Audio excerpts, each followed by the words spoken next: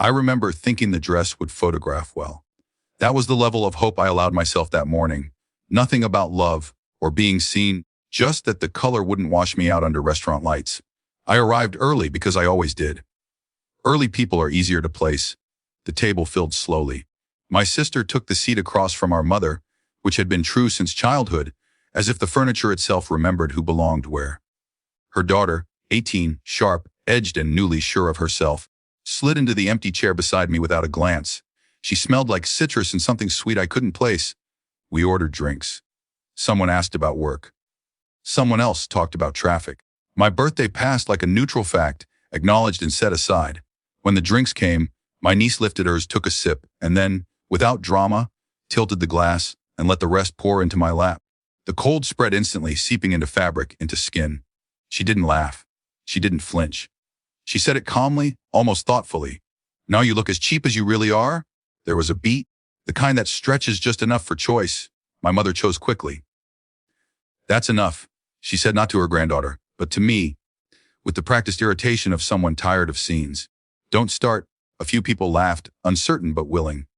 Laughter, I've learned, is a form of alignment. I stood, dabbed at my dress with a napkin, smiled because smiling ends things faster than explanations ever have. I sat back down and finished my water. Someone asked if I wanted another drink. I said no. My sister didn't look at me. She never did when the air shifted like that. It let her pretend nothing had moved. I stayed until the check came. I hugged my mother lightly. I told my niece to drive safe. I meant it. I left with the wet fabric clinging to my knees, the night air cooling it into a chill. At home, I hung the dress in the shower and let the water run. The stain lifted easily. That felt important, though I wasn't sure why. I opened my laptop and logged in. The credit card sat there in neat rows of transactions: gas, groceries, a monthly insurance payment I recognized as my sister's.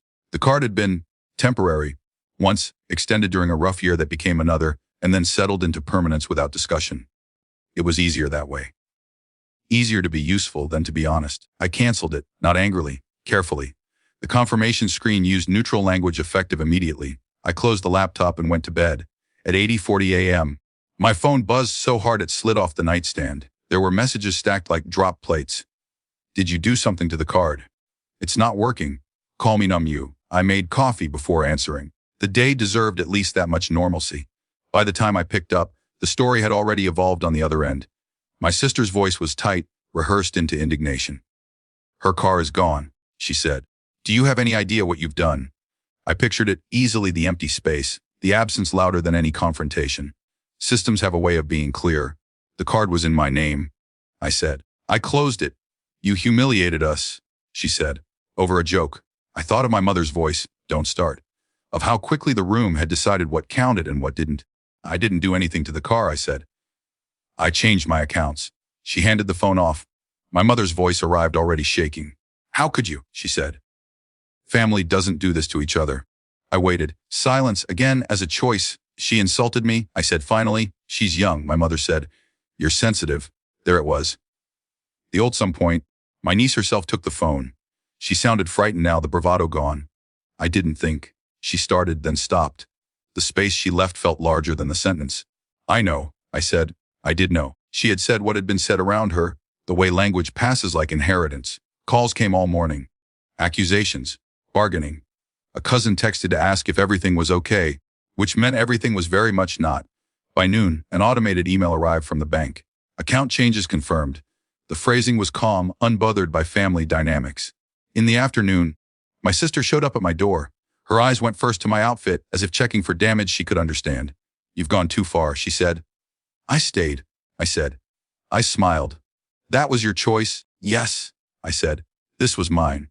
She searched my face for something, remorse, maybe, or the pleasure she could argue against. I gave her none of it. "This isn't over," she said. "I know," I said. She left without hugging me. That was new. That evening I folded the dress and put it away. It smelled clean. I felt tired in the way you do after lifting something heavy you didn't realize you'd been carrying. The next weeks were quieter. Invitations stopped.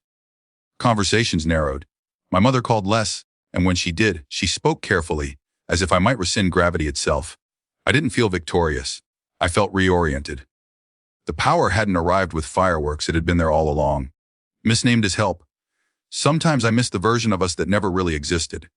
Sometimes I miss the ease of being needed.